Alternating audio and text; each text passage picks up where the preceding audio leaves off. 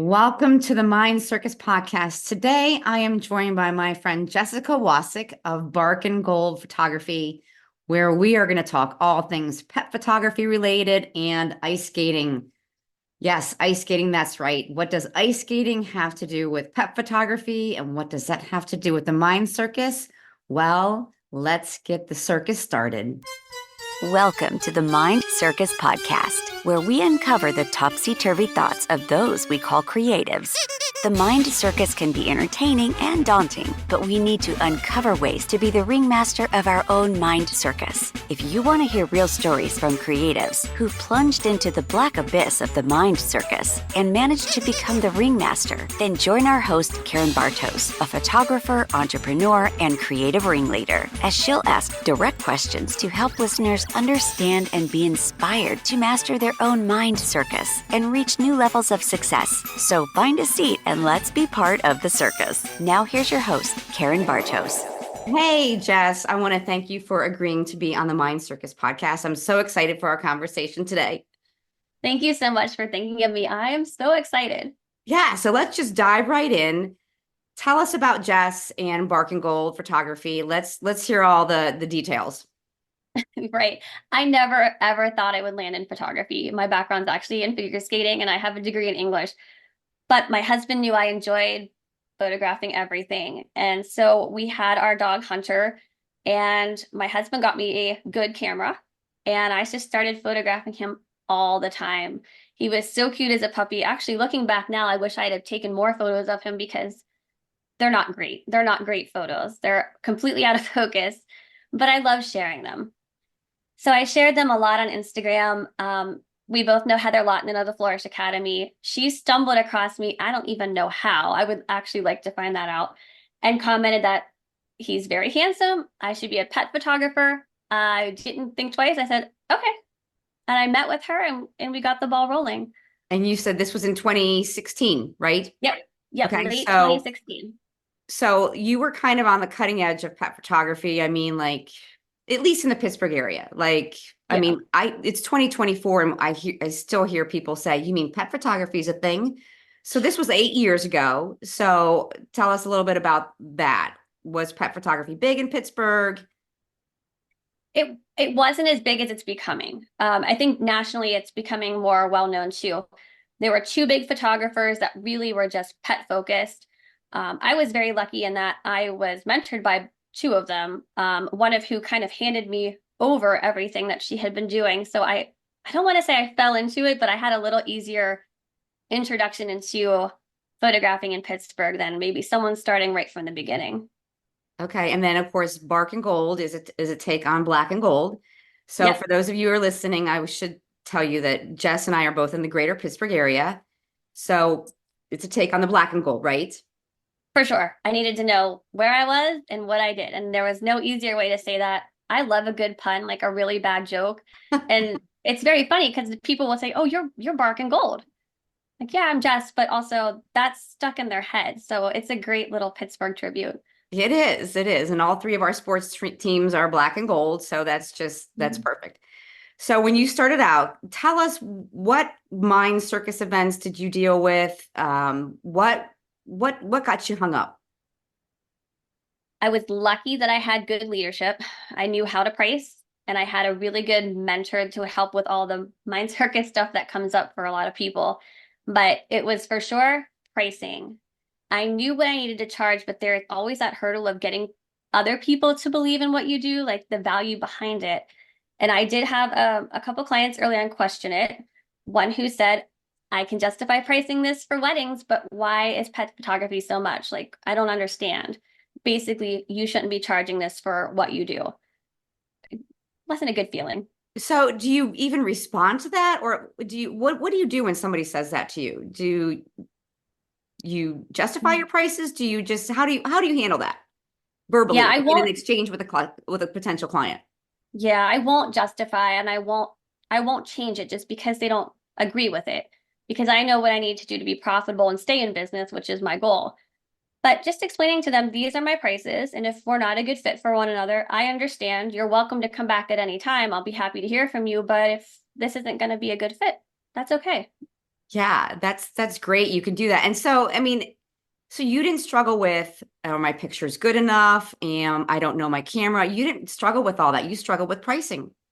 Yeah, I don't think I knew what good photos were and weren't. Like if it was a picture, to me it was good. Looking back now, I can see like I missed focus, the editing is off, the greens are fluorescent. But I think it's part of the learning process where you get better and then you kind of build off of what you didn't know. So no, Right. I never questioned that. And even today, like you are the queen of pricing. I love it. It's Yeah, really fun. I know people in our community turn to you for pricing advice and so you didn't necessarily have an end game, you didn't reverse engineer your numbers. You just knew you wanted to stay profitable. I wanted to make money. Yeah. And initially, like I said, it was going to be a side thing. I was just going to do it here and there, maybe make a couple thousand. I mean, there was no hard goal. I just wanted to make money and to prove to myself that I can do this on some level. Okay. Well, now were you working another job as you were beginning your journey as a photographer, pet photographer? I've always been self-employed, but I was coaching skating full time. Now the tables have flipped and I am coaching part-time and full-time photography. Yeah, and we'll get into the ice skating thing later for sure because Oh, yeah. it's fascinating. You and I have talked. I love ice skating. So when you first started out, were you shoot and burn? Were you in-person sales? What did that look like? Always product-based because I was taught that was essentially the most profitable model. I did not move right in in-person sales, though. I was trying to do it my way, which I can say is something I like to do. Just tell me how to do it and I'll figure it out, even if it's not necessarily the conventional right way. So I was selling product through online gallery. I would send them their files with a link, and I would say most people were not buying, or they would buy very, very little through that gallery. So you had to do some hand holding to get them. Yes, Yes, for okay. sure. And then you eventually switched to, full on person sales, which is what did that look like for you? Yeah, that only took about 4 months when I realized, wow, these people are making like several $1,000s just by showing up in person, and they're not doing anything different. They're still offering the same products, they're pricing the same as I am, but they're making so much more. So in January of 2017, I had a first client that was not someone I knew, silent auction. I went in thinking this could be a great sale. Like they've invested in bidding on this package and it was over $1,000. And I left there like, woohoo! I did not expect that, but this is pretty awesome. Can I do this all the time? Yeah. So what did you change in terms of your products? Did you switch to bigger wall art? What did you change? I moved from a lot of like mounted prints to adding in wall art. I wasn't doing albums at the time. It was just adding that wall art and showing up in person and talking with them, hearing what they needed, seeing their home, listening to them, and then just meeting them with what I offered with what they needed. Okay. So did you go to people's homes? What did that look like? Yeah, in the beginning, I was going to everybody's house. Um, Wow. Slowly, I moved into sometimes at their home, sometimes at every Panera Bread in the region I think I've been at. When the pandemic hit, I added in Zoom ordering appointments. And now I've moved entirely away from all of that. And I am selling in person at my new portrait suite, which is fabulous because I don't have to tote products anywhere. Oh, okay. So wait, you have a new product suite. Tell us about it. Yeah, this was also kind of a spur of the moment thing. Like in actually securing it, I was so over Panera Bread. I was traveling some days 3 hours between to and from the appointment and having the appointment. And the whole day was gone. I had loud customers there. It was crumbs all over the place. It wasn't the experience I wanted for the level of business and service I offer. So I said, I've had it. I'm going to start looking for a place. I want something small. I don't want a studio. I don't want to shoot there. I just want to have ordering appointments and people coming to me for pickup. A Wednesday in early September, I looked at two spaces. The first was a dumpster. It actually smelled. And I was so heartbroken because I was like, this is it. I'm going to find the place today and I'm going to be all set, ready to go. And when I saw what it was like, I'm trying to convince myself I can make it work. I can rip all the carpets out. I can redo the walls. I can put a new ceiling in. I I would have died. There's no way. Yeah. So I went to my parents' house. I was talking to them, still trying to convince myself. And I said, be open to another option. And when I left, I drove past a building, had a big for lease space sign in the window, and I said, well, I'll just call it. What's it going to hurt? And the guy answered, and I said, hey, I'm looking for this space. Can I come check it out? He said, I have 15 or 20 minutes. I turned my car around and I flew there and I said, I will be there in 5 minutes. And it turned out to be the perfect space. Wow, that is fantastic. I did not realize that. Well, congratulations. Thank you. So you're up and running in that new space already? Yeah, as of late November. Yep. So how does that work? Clients meet you there, and I'm sure you have the walls decorated with beautiful wall art.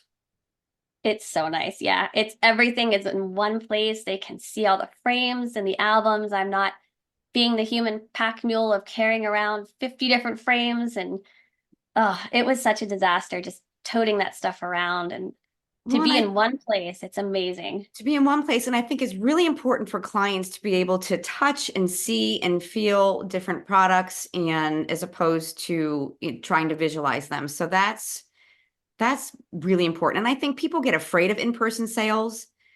They think they're pushy. And I would argue that you're offering your client a service. Mm-hmm. I mean, For I know when sure. I switched to in-person sales, it was, I was originally shoot and burn, and people wouldn't do anything with their images. So switching to in-person sales, I know for me, was a very pivotal point in my business. Also in terms of profitability. Yeah. Clients do thank you too. You think you're doing this hard sell to them, but the amount of people who say, thank you for not leaving me on my own to sort through 100 images, or there's no way I could narrow this down on my own, or I would never have printed. It's incredible. Like you're doing such a service. You are not forcing anything on anyone. They know what they're coming in for. They want your help. Wow, yeah, I think that's key is realizing that it's making that shift in your mind, Circus, that no, I'm not being a pushy salesperson. I'm offering service to my clients. So that's great. So let's fast forward to 2024. You are well established in the Pittsburgh area. Tell us a little bit about what your business looks like now versus 2016, because I know there's a couple of different facets. You run a calendar contest, you do a book project. So tell us more about the different components that make up Bark and Gold today. Oh, it's night and day difference. Like I said, I was 4 months in, I might have grossed $600. Now I'm over six figures. That's And fantastic. I credit so much to different marketing avenues. I have the calendar contest I run in January, February. Last year I did a book project fundraiser for Bridge to Home Animal Rescue. I loved it. I want to do it again, but I'm going to skip a year and focus on my regular clients. Um, I'm running silent auctions all the time. I love in-person events where I can connect with the community and kind of get my face out there. So it's really marketing avenues have expanded tremendously.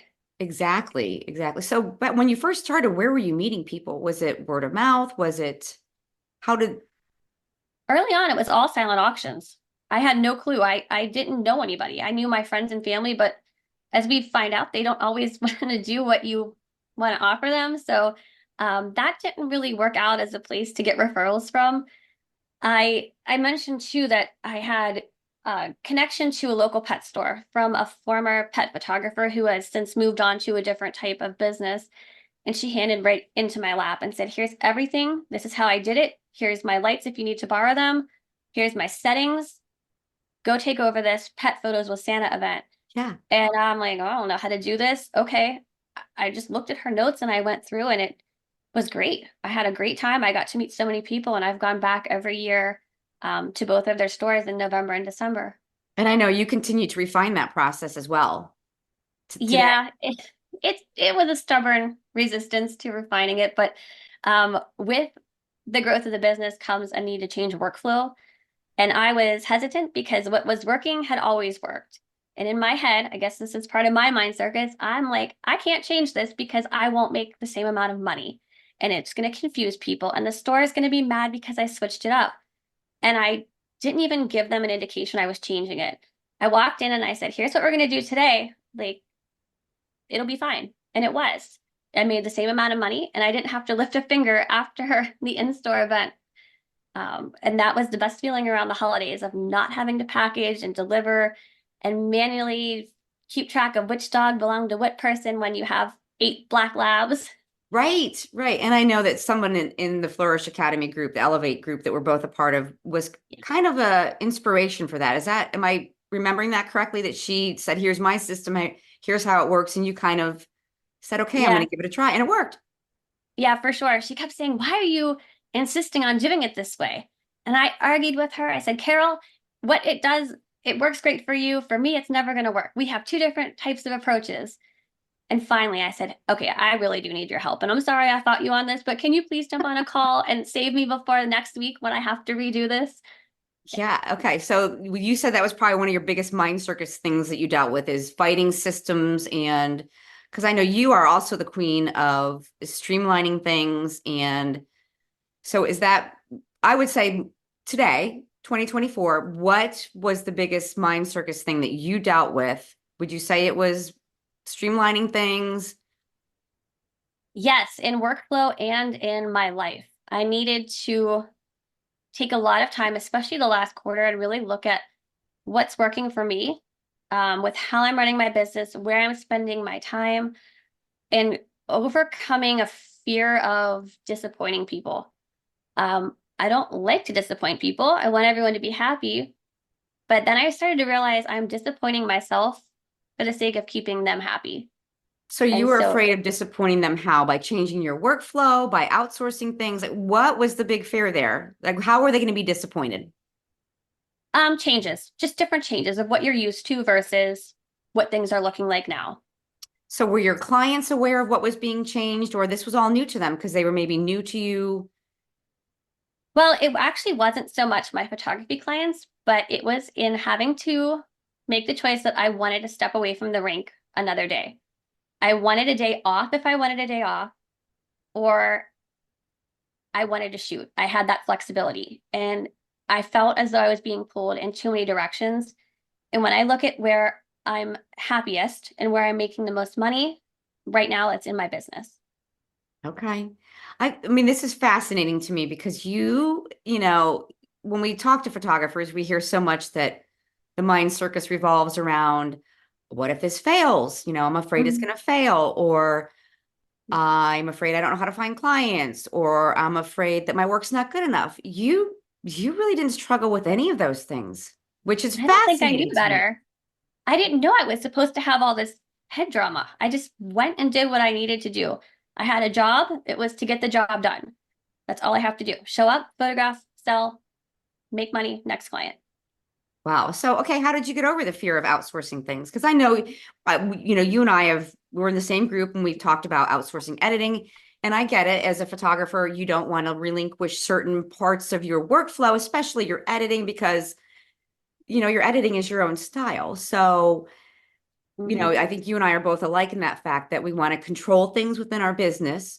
Yes. So, how did you, and I know you hired a VA recently. Mhm. So you got over that fear of maybe outsourcing or changing some things in your system. How did you get over that fear? I don't think I had a choice. If I wanted to grow, I had to let go and something had to give. So what was I willing to release? And initially, it was I would bring on a VA. I was tired of managing Asana projects and client due dates. And even though it might not take me that long, I didn't need to be doing it. So that came first, and that was fairly easy. I had training videos. She came right on and was the perfect fit. And I was holding off on the editing. And I kept hearing all my six-figure friends who were making more than I was saying, you gotta outsource the editing. But I'm like, nope, nobody can do editing like I can, even though my editing is just true to life clean. Right. It was really hard for me to let that go. So I eventually, after resisting, took some time, went through a couple editing companies and landed on one, and they do all of my Lightroom. So that's been working out really well. It's simple. They just color correct, crop, exposure, nice basic things. So you just send them the raw files. And Yes. so they obviously have a test of your work to see what it Yes. looks like, and you can provide them with feedback. So it's not like this is the way it's going to be forever. It's you kind of evolve together as a team. Right. But then what do you do? Because I know pet photographers are big into leash removals. So do they do that for you as well? Or is that another step of your process? This was an area where I actually brought it back to me. So I had also out leashed leash removals, which took me a while to do because in my head, no one can envision what this image is going to look like without a tiny leash in it. People are smarter than we give them credit for. If I Right. warn them ahead of time, hey, arms, feet, distractions, leashes, they're all out in your final ordered images, they can picture it. So I started with the Lightroom color correction, and then I did hire someone to do leash removals, but I'm real quick. I have a quick turnaround, and I found that I didn't like waiting 2 weeks for someone to remove a couple leashes. And with how great Photoshop is now, it takes me 1 to 2 seconds, and then I can get that product moving along into production. Right. So I mean, I don't do any, I outsource my editing as well, Mhm. but so I don't stay up on Photoshop, but it seems like with these AI tools, is that changing the way pet photographers perhaps do leash removals? I hope. It's changed it for me. I mean, I'm the stuff that would I don't think was ever possible before this.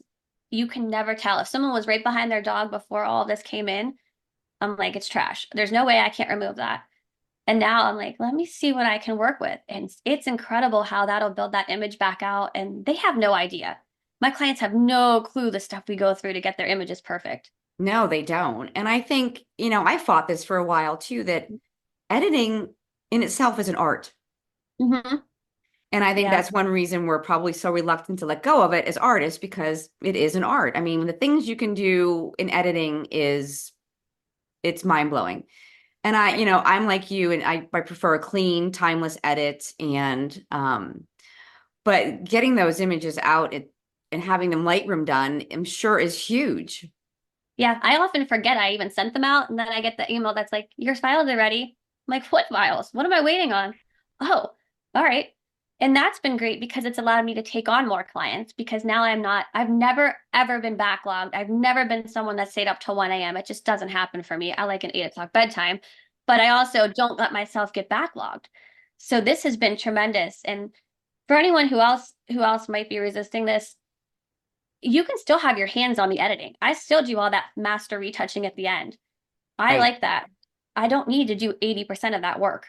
Correct. Correct. Yeah, that is huge. And I think burnout happens with a lot of photographers because they try to take on all this stuff themselves. Yeah. They don't have, they don't know their values. Like for you, a value for you is you wanted to grow your business more and step away from skating. People don't know their core values. So they don't set up those boundaries and implement those systems and they end up burned out. Yeah. I hear it all the time and I'm like, why? You don't need to have 13 sessions that you need to edit. Send them out. Unless you're doing these really particular specific edits, someone can replicate that. I was worried they wouldn't be able to, but I run them through some examples. They sent them back 1 or 2 times through and they had it down. It wasn't anything that mind blowing that they couldn't handle. Right. So who do you use for Right your, now, I'm using the image salon. okay. Okay. And what is their turnaround time typically? Oh, my guy he's crazy like me. He must be up at 4 in the morning because I get them back like next morning sometimes. So it's usually about 1 to 3 days. Wow, that's fantastic. Mhm. I know for me, I outsource my editing and it's a week turnaround time. Yeah. So, Mhm. That um, was my leash situation. That's why I brought that back to me. yeah. And you know what? I'm perfectly happy because I've built that week into my workflow in terms of designing albums and things like that. So now let's Right. talk. So artwork, do you design everything? You still keep that component of it? Oh yeah, I do album design. I order the wall art. I love that part. I considered letting it go, but I love it. And I want to make sure that everything's perfect. And sometimes when I look at my notes, only I would know what those notes mean. And for me to have to decipher them to someone else will just add more time. So I'm entirely hands-on that part. I think that's great. So I mean, again, I'm fascinated that you didn't have the typical things that a lot of photographers have as hangups. So I find that fascinating. And it's just, you didn't know what you didn't know. Like you didn't know you were supposed to have imposter syndrome. And so you've never struggled with those things. It's been other things that you've struggled with, like the fear of letting go, the fear of changing systems and that type of thing. Yeah, disappointing other people, not living up to very high expectations that I set for myself or that other people may have for me. That's probably my biggest challenge. Not worrying about their opinion of my decisions. It was more self-imposed in terms of the pressure you put on yourself. Yeah, I'm a special kind of crazy that way. Yeah, well, so I mean, a good segue into this is, you are a perfectionist, and you and I have talked about ice skating, and I was the Dorothy Hamill era growing up. I had the Dorothy Yep. Hamill haircut. I used to, Same. I used to play ice skating in my parents' dining room. I'd pull up the Mhm. carpet and like pretend I was ice skating on the hardwood floors. So Yes. I'd love to talk about your ice skating career. I mean, Hmm. it's just fascinating to me that you can do what you do on like what, little 1/8 inch blades of They're steel. tiny and short. Yeah, yeah. So I talk to us, started. because I think you started ice skating when you were 8.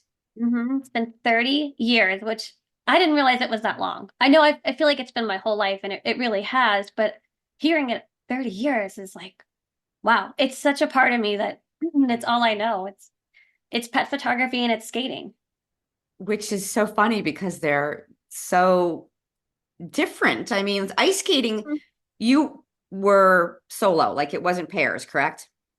Correct. Yeah. Yeah. So it's all you. It is all me out there. I did a little synchronized skating in college, which was unique, and I really enjoyed that part. I used to get very, very nervous when I was first skating. I'd say from about 9 to 13, particularly at competitions, to where I would go out and skate.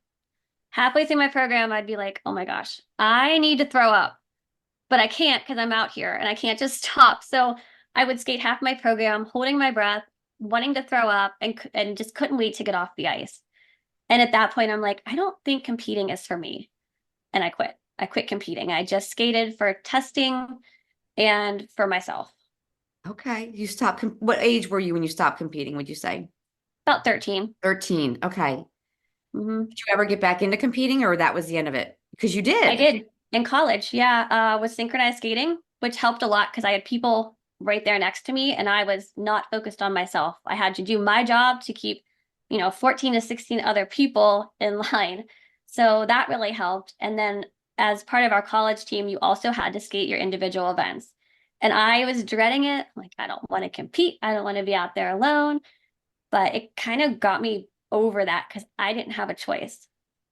It forced you to do it. Hmm. So, Yeah. like the mind circus goes on while you're on that ice. I mean, like you said, you wanted to throw up. So you kind of gave into that by quitting, but then you Hmm. came back into it. And like you said, you did not have a choice. What were Hmm. some of the other, I mean, because as an ice skater, I can't even imagine the mind circus that goes on. What if I fall? What if I forget my routine? What were some of the things you dealt with when you were skating? Oh goodness. Everything you hear and more. I don't know how far we want to get into it. I never worried about testing. Testing, if you failed, I knew I could retest. Competition, if I went out there and blew it, I was in front of all these people. That was my one chance. I spent all these months and years preparing for a couple of minutes and it's gone. But testing, I knew that I had some, A redo. yeah, I had another chance to do better.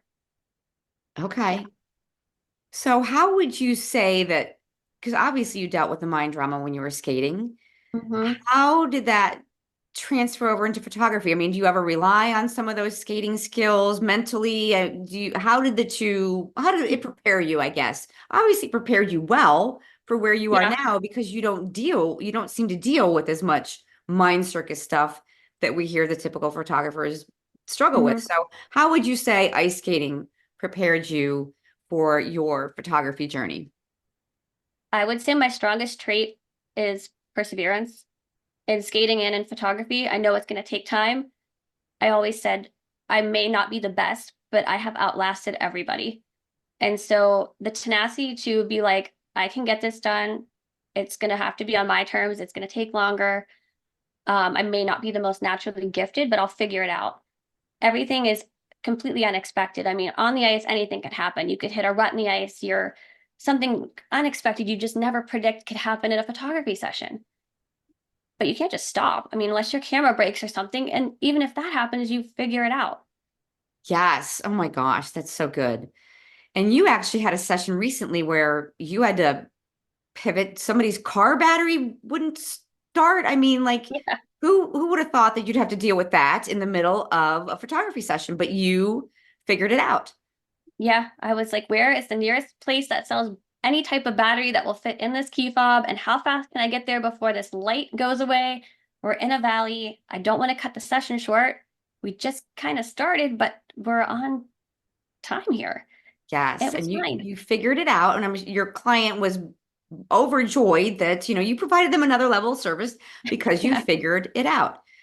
I know Yeah. when I was building my business, and I would often talk to Heather about this, that I may not be the most talented, I may Mm-hmm. not be the best photographer, but gosh darn it, I will outwork you. Mm-hmm. And that's sort of the same mentality that that you applied to. I will figure it out. I may not be the best, but I'm going to figure it out. Yeah. Over preparation in skating has been key for me. I always knew Okay. going in when I was not well prepared, it was a disaster. So knowing like what do I need to do leading up to this? How prepared do I need to be? 120% so that if I don't have a great day, I'm at least performing at 80%. That's been very important. And so even with photography, like what can I do to prepare to make sure that things that I can control are running as smoothly as possible? So do you prepare for each, is there a certain way you prepare for each session? Talk us through the way Jess prepares for a session. I'm really laid back. I make sure my batteries are charged, my lenses are clean, my camera's working. I have all my bells and whistles, and I'm pretty much out the door. I'm like, I don't overthink things a lot. Okay. So to bring it back to skating, so you're stepping away from skating a little bit to continue to grow your business. How many days are you at the rink now? I'm currently there too, and it's ideal. I find when I add a third day, I'm just dreading it. I'm tired. I'm crabby to everybody. I feel like I have no time. I'm just right now, I like having the time where I could work or I could rest because I'm not good at resting. I cannot sit still. So you feel like you have a really good balance right now. I do now, yeah. And it was hard to make that choice because I knew there were going to be people that were not going to like that decision, but I had to do what was going to keep me happy at the rink and in my business as well. Yes, I know that I struggled with that as well, as as I retired my senior brand. It says you don't like to disappoint people, but Right. we don't live our lives for other people. We live them to have our own work-life balance. So that's fantastic. So, well, what would you say right now? What are you most proud of in your business? That when I look back, I built this six-figure business in crappy Independence Township, Pennsylvania, where there are cows and fields and nobody does what I'm doing. To know that I was able to do this from zero to today. Right. And I'm actually pretty rural as well. So I did struggle with pricing because I would tell Heather, nobody's going to pay these prices in my market. And she was right. I needed to change my pricing. So you're most proud of what you have built today. That's fantastic. And you were featured on Pittsburgh Live about what, 6 months ago? Yeah, over the summer on a National Dog Photography Day, which is great that they're promoting it because, like you said, people don't think it's a thing. Right. So how did they find you? I'm not sure. I had an email from one of their producers that just said, "Hey, can you come on?" And I knew if I overthought it, I would say, "Oh my gosh, I've never been on TV. I'm, big fish in little pond. Who are these? They're not going to know anything about this. I'm not going to know what to say." So I just hit reply. I said yes. And I went out and bought an outfit because I knew I wasn't going to turn back.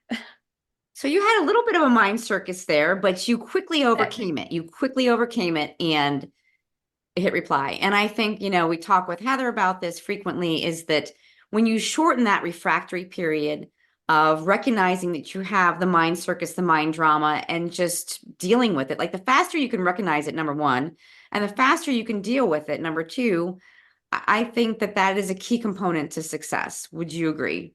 Oh, yeah. It was like I knew I wanted to do it, but I knew that part of me was terrified.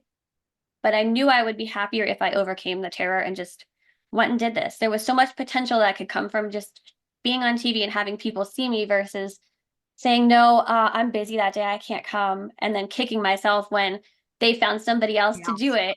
And I'm like, oh, it should have been me. And yes, and then you even photographed Mary's Hmm. dog Yeah. as a result of it, which I think which is huge. Our daughter actually works for KDKA, so of course that's the only channel I watch. But Yeah. when I saw that, and the Hunter's picture was in the background, real big, wasn't it? Oh, I made sure he was on there. I'm like, I got to get him on, and I really hope they pick him because he is so the heart of this business. Without him, like I don't know if I'd even be in photography. I sure wouldn't be in pet photography because I didn't know it was a thing. Yeah, yeah. So I want to go back to what you said a minute ago too about being in a small town. Mm. So, you really would you say being involved in dog charity events, like what was the compound effect that helped you meet people and get your name out there? It was getting out of Beaver County. Okay. There's not a lot happening here with any type of charitable events or fundraising. If there is, they're very small. So I went right to where my clients were, which was downtown Pittsburgh and all the little communities surrounding there. And I just put my foot in any door that would open where my ideal clients were. And it might have meant driving an hour or 45 minutes, but I drive anyway, so I didn't mind. Right. So the key for you was getting out from behind your computer Hmm. and meeting people. Yes. Yeah. I'm And they actually don't listening. forget you. Yes, and making them an offer, which Heather always talks about. You have to make them an offer. But I think, it's so easy to hide behind our computers and not get out and meet people. Did you have to struggle with any fear issues there, or it became very natural to you? I'm an introvert. I would not say I'm shy, but I'm like, I need to recharge. I don't love big crowds. Like everything just drains me. But connecting with people in a way that worked for me. Like I didn't have to be live in person at these events. I could reach out and make a donation and introduce myself and continue to support them on a level that I could still feel rested and like I was tuning into what my personality was naturally inclined to want to do and want to avoid. But yeah, it was a little hard. It's not like I don't want to be out at a lot of events. I just want my name out there. What's your But you name have out to get there? out from behind your computer because people aren't just going to sit and Google you. They don't even know you exist. I know, I know. And for me, when I was photographing seniors, my kids were that age, so I was automatically out in my community. Hmm. Yeah. And we hear a lot of photographers say, I'm an introvert. I don't want to do that. I don't want to do that. But you just managed to just full steam ahead and you went and you did it. And I think with pet photography, it's even easier because most of us have dogs. So you automatically have a connection with people who like things that you do. With Hunter, it's more challenging. He's not a dog's dog, very protective of me, so I can't take him anywhere with me. But I can have him on my samples. He can be in my book. I can put him on my website, and people will connect with that and they'll ask me about him. They send him gifts all the time.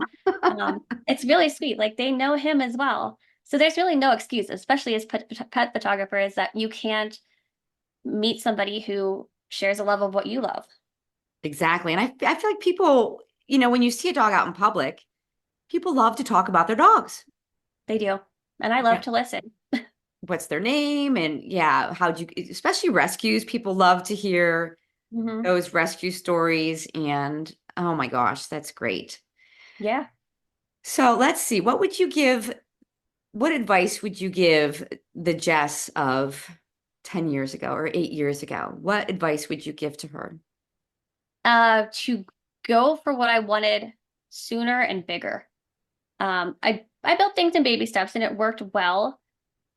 But if I would have known then that it would have worked as easily as it has, that everything does fall into place, maybe not the way you intended on that path, but that it works out and it works out so much better than you ever could have imagined, I would have went for bigger dreams and bigger goals sooner. Really? Hmm. Yeah. What do you think your goal would have been? I would have likely set a goal to hit 100K sooner. Okay. Um, I really wanted to hit $100,000 early, probably by year 4. And it wasn't quite happening. And I said, you know what? I need 6 figures by year 6. And that was exactly the year that it happened. But So I'm you, wondering if I would have said sooner, would I have got it in year 3 or 4? yes. So was there a contributing factor that helped you hit that six-figure mark? Was it raising your prices? Was it more volume? What helped you hit that figure? Would you say what was the biggest contributing factor? I actually looked back on this because I always track my yearly annual growth and I track the major things that were happening. We're always increasing prices and making changes. That year, I had hired Alex Kearns out of Australia to work with. And I almost want to say that was a mind circus to overcome because things were working well. And I was a little nervous to change them. But I also said, why are you going to hire her and pay her and wake up at 5 o'clock to jump on a call in the morning here to not change? And I trusted her fully. And that year, between the year I hired her and the year I hit 100K, I went from like 62 or 64,000 up to 118,000. And a large part of it was just hiring her, trusting the process. Again, knowing that if she can do this, she runs $500,000 studio. Okay, why can't I do this? Wow. So was it one-on-one coaching with her? Okay. Wow. That's Yeah. fantastic. Yeah, education's huge. Having this community support and the network and people who believe in you even when you don't believe in yourself. And I Yourself. can say the same even with skating. Like I've had many coaches, some far better than others.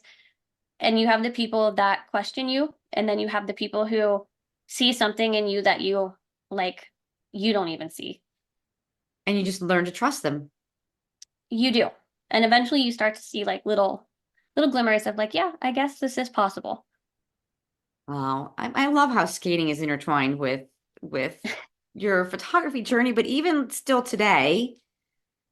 So was it dance? Was it in terms of figure skating? Because I know there's like Yeah. educate us a little bit the different types of dance because ice skating, because there's ice dance and then there's There's ice dance, there's pairs, and then there's singles. So those are your main three categories, I guess you could call them.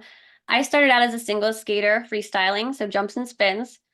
Personality wise, I was timid. I didn't like to fall. It's just not in my nature. I was holding myself back because of that. Like I didn't want to take that risk and fall out of the sky. But I did it because I thought I had to. Like that's what you do in skating. You jump in, you spin. And I was told at a very young age I was not an ice dancer. So I kind of pushed that off to the side.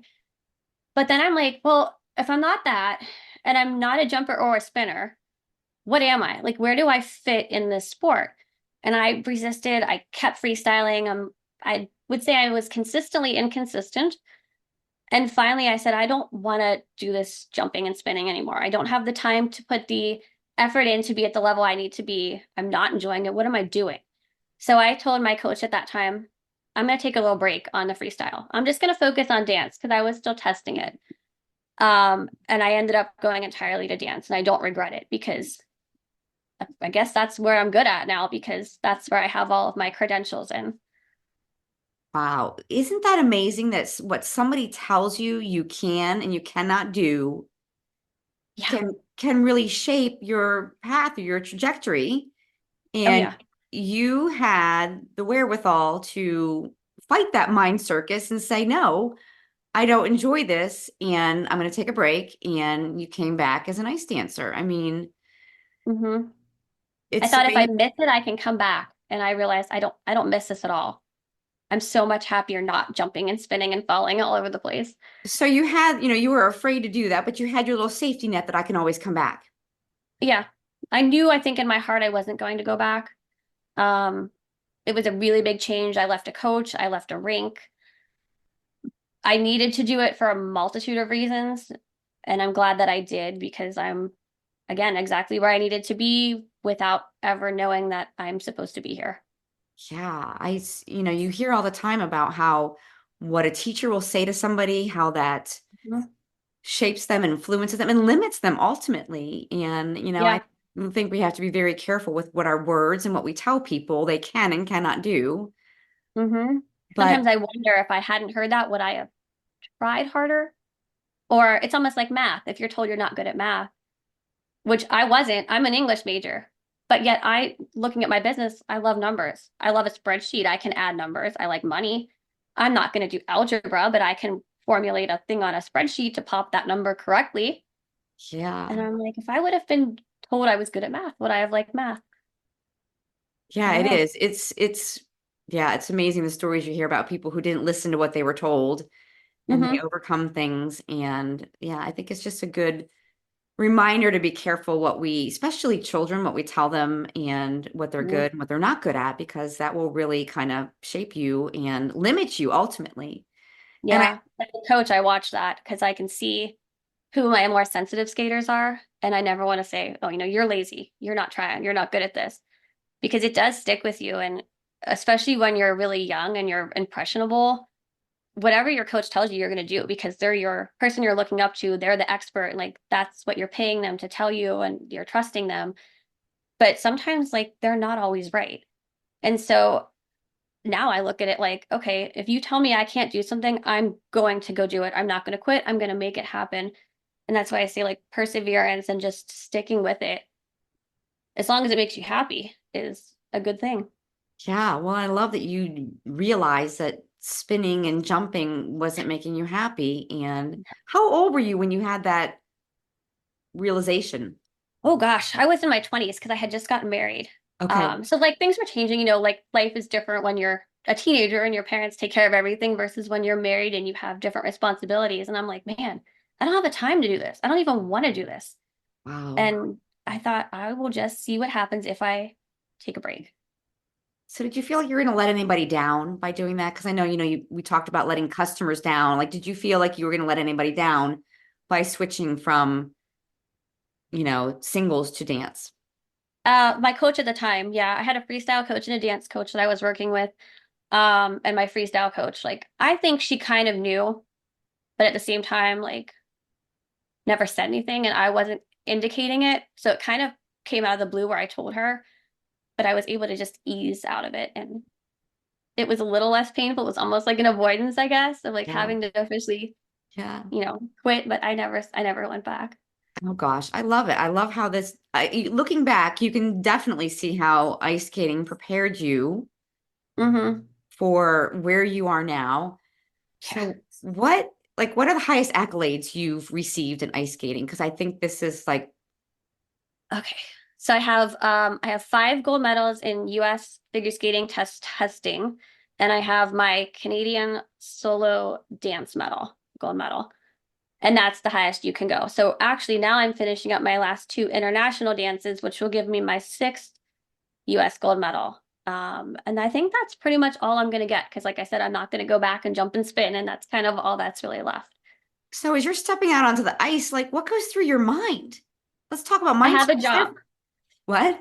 I And say I you have have a a job. I have to get this job done. My job is to do this correctly, then check.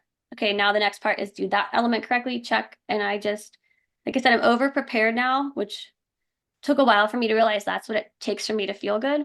But I just do my job. I do my job every day, and this day is no different when I go out there. so your mind doesn't go to the catastrophizing things at all. Like you I don't very have much, time. what did you No, say? I don't have time to catastrophize. You just get the job done. I love that. And I think that is definitely transferred over into your business today. So, Mhm. I love that. I love it. So as we wrap up here, I want to ask you a couple questions. Okay. What is the best piece of advice you've ever been given? Oh, to help others get ahead because you will stand taller if you have someone else on your shoulders. Wow. Where'd you hear that? I'm not sure. It's been a long time. That quote has stuck in my head since I was like in my late teens.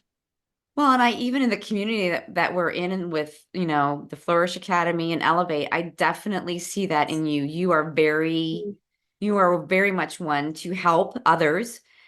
And I think, especially as photographers, that's unusual because as photographers, we tend to be very much limited mindset. Oh, I'm not going to help you because you might get ahead of me. And you Mm-hmm. definitely don't embrace that attitude. So Yeah, that's yeah. that's great. I love that. So second question, what book has been most instrumental in your photography journey, your entrepreneur journey, whatever? If you could narrow it I down to one. I read so much. I know Holy you cow. do. I know you do read it. Okay, maybe top two. Oh my goodness. I may mess up the title. The Secrets of Six-Figure Women, which talks about money and women, how we don't charge what we're worth. That one's been really good. Mm. And I do love The Gap and the Gain, but that was a more recent addition. Yeah. Oh my gosh, I love it. Mhm. So, last question. I know you don't have spare time, and I'm pretty much the same way. I can't sit still. I don't watch TV. I don't watch movies. But if you were to turn on the TV and watch something, what would it be? Would it be true crime? Would it be a documentary? What would what's worth your time to sit down in front of the TV for? Every year, I will make time to watch my very favorite movie in the whole world, A Charlie Brown Christmas. That's right. Of course, it involves ice. There's a little ice skating scene in there, of I know course. every line. I love that movie. Yeah, but I can't sit still. I can't just sit down and watch TV. I have to be doing something. Yes. And of course, there's a dog in, I know. Yeah, the Charlie he Brown skates movie. too. It's That's great. right. Love it. All right. So where can people find you? Tell us where they can find you, your website, your social media, all that. Where can they find Jess? Yeah, my website is barkandgoldphotography.com. Facebook is the same, Bark and Gold Photography. And then Instagram limits you on your username, so it's Bark and Gold Photography. That's awesome. Well, yeah, I hope listeners will go and check Jess out there. But I want to thank you again for agreeing to be on the podcast and really enjoyed talking to you.